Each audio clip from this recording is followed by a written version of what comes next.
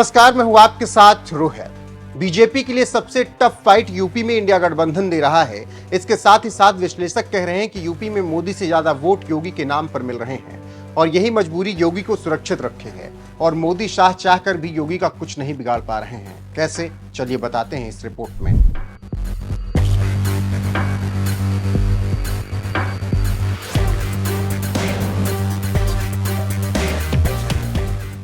दरअसल लोकसभा चुनाव अपने आखिरी पड़ाव पर है और सभी आंकड़ेबाजी में फंस रहे हैं और कह रहे हैं कि बीजेपी अब की सीटें कम लाएगी, तो कुछ का कहना है कि नहीं कम होंगी।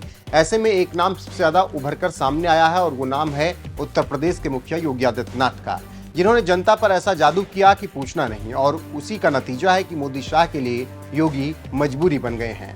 5 चरणों के चुनाव के बाद कहा जा रहा है कि जिस तरह से दिल्ली में कांग्रेस की वजह से शीला दीक्षित की सरकार गई, यूपी में नरेंद्र मोदी की वजह से सीटें अब कम होंगी, लेकिन योगी की वजह से अगर सीटें बढ़ती हैं तो योगी का दम बढ़ेगा, क्योंकि योगी को लेकर यूपी में जनता खुश है और हर जमीनी पत्रकार से कह रही है कि योगी जी ही ठीक हैं। लेकिन मोदी जी को चाहिए कि वो महंगाई, बेरोजगारी और भ्रष्टाचार पर काम करें, लेकिन योगी जी शासन सही चला रहे हैं। ऐसे में आप इस बात को समझ सकते हैं कि कितना बड़ा कद यूपी में मोदी का है और कितना योगी का है। तभी तो मोदी शाह कुछ योगी का कर नहीं पा रहे हैं और सारी जोर आजमाइश के बाद नतीजा ये है कि मजबूरी में योगी को साथ लेकर चलना पड़ रहा है।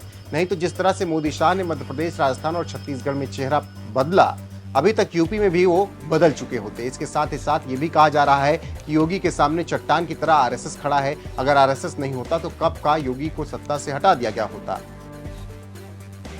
तो आप समझ सकते हैं कैसे ही मोदी शाह के लिए योगी मजबूरी बने हुए हैं।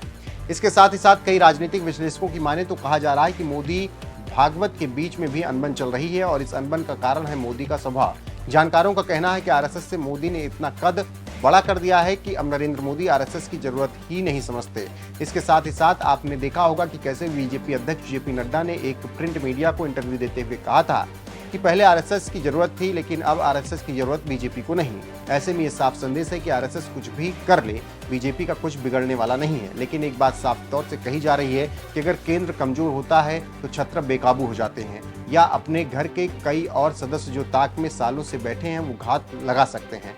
वो तब होगा जब नरेंद्र मोदी की सीटें कम होंगी और जब बहुमत जुटाने के लिए बीजेपी भागदौड़ कर रही होगी। तो चेहरा नरेंद्र मोदी होगा या कोई और, ये देखना दिलचस्प होगा। इसीलिए विवाद खड़ा होगा और सभी चाहेंगे कि मोदी हट जाएं। तो कुल मिलाकर जो मोदी चाहते थे वो कर रहे हैं, लेकिन वो लोग चुप हैं क्योंकि उनके पास ताकत नहीं है। लेकिन अगर मोदी कमजोर हुए तो चारों तरफ से हमला होगा और इस हमले में घायल मोदी ही होंगे। ऐसे में हो सकता है कि योगी भी हमला कर दें और अपनी ताकत बढ़ाने के लिए मोदी को पीछे छोड़ दें। लेकिन ये सब कल्पना मात्र है। असली हकीकत 4 जून के बाद ही पता चल पाएगी, जब नतीजों का ऐलान होगा। फिर भी विपक्ष इस मुद्दे को लगातार उठा रहा है, इसीलिए राजनीतिक विश्लेषक भी कह रहे हैं कि कुछ तो गड़बड़ है और चुनाव ही मोदी का भविष्य तय करेगा।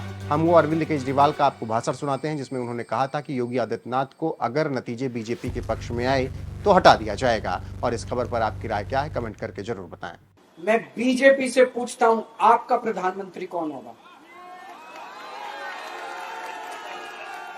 आप लोग सोच रहे होंगे केजरीवाल क्या बात कर रहा है, मोदी जी होंगे। नहीं, मोदी जी अगले साल 17 सितंबर को 75 साल के हो रहे हैं। बीजेपी के अंदर मोदी जी ने 2014 में मोदी जी ने खुद ने रूल बनाया था कि बीजेपी के अंदर जो भी 75 साल का होगा उसको रिटायर कर दिया जाएगा।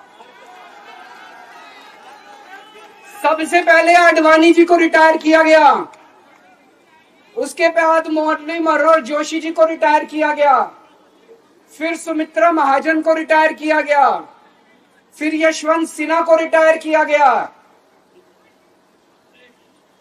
अब मोदी जी अगले साल 17 सितंबर को रिटायर होने वाले हैं। तो मैं बीजेपी से पूछना चाहता हूं, आपका प्रधानमंत्री का दावेदार कौन है? दोस्तों, अगले साल 17 सितंबर तक अगर इनकी सरकार बनी, तो उस पर भी आऊंगा मैं। अगर इनकी सरकार बनी तो पहले अगले 2 महीने में योगी जी को निपटाएंगे ये, और उसके बाद मोदी जी के सबसे खास अमित शाह को ये प्रधानमंत्री बनाएंगे। तो मैं लोगों को, देश के लोगों को आगाह करना चाहता हूं, मोदी जी अपने लिए वोट नहीं मांग रहे। मोदी जी अमित शाह को प्रधानमंत्री बनाने के लिए वोट मांग रहे हैं। मैं पूछना चाहता हूं मोदी जी से और अमित शाह जी से, ये मोदी की गारंटी पूरी कौन करेगा?